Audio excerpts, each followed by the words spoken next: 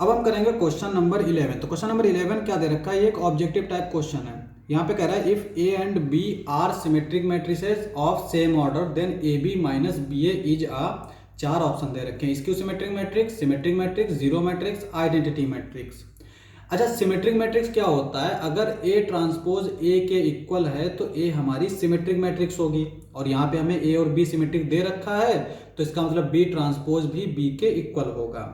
Skew symmetric matrix क्या होता है, ए ट्रांसपोज हमारा माइनस ए के इक्वल होना चाहिए। ठीक है, तो इसका मतलब ये हुआ कि ए और बी यानी अगर इनमें से कोई ऑप्शन करेक्ट है तो इसके लिए हमें क्या करना है, इस जो मैट्रिक्स ये है इसका ट्रांसपोज निकालना है, और अगर ट्रांसपोज हमारा इसी के इक्वल आ गया तो ये सिमेट्रिक मैट्रिक्स है, और अगर माइनस टाइम्स इसके इक्वल आया तो ये स्क्यू सिमेट्रिक मैट्रिक्स है। और जीरो मैट्रिक्स, आइडेंटिटी मैट्रिक्स, इसका मतलब ये हुआ कि अगर इसके सारे एलिमेंट्स 0 0 0 हो गए तो जीरो मैट्रिक्स, और आइडेंटिटी मैट्रिक्स का मतलब अगर डायगोनल पे 1 है बाकी सब 0 है तो आइडेंटिटी मैट्रिक्स। ठीक है, तो यहाँ पे पहले हम इसका ट्रांसपोज निकाल लेते हैं, ए बी माइनस बी ए, इसका ट्रांसपोज।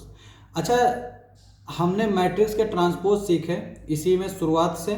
तो एक तो प्रॉपर्टी ये होती है कि अगर बीच में प्लस माइनस कुछ भी हो, पहली प्रॉपर्टी क्या होती है, अगर बीच में ए प्लस माइनस कुछ भी हो तो ट्रांसपोज डिस्ट्रीब्यूट हो जाता है, यानी A transpose plus minus B transpose इसके इक्वल आ जाता है।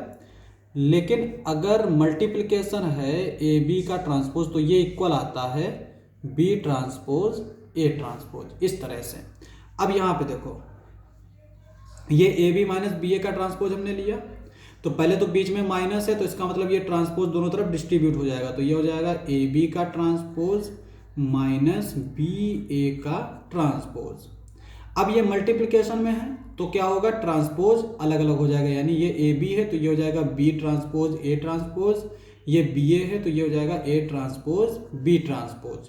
अब ए और बी दोनों सिमेट्रिक मैट्रिक्स हैं, इसका मतलब बी ट्रांसपोज बी के इक्वल, ए ट्रांसपोज ए के इक्वल, तो ये हो जाएगा B A minus A B. ठीक है, ये हमारा इस तरह से आ जाएगा।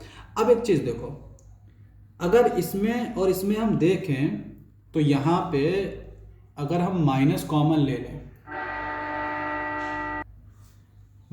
तो ये हो जाएगा minus A B minus B A, इस तरह से हो जाएगा, यानी A B minus B A का ट्रांसपोज ये इक्वल हो गया इसके।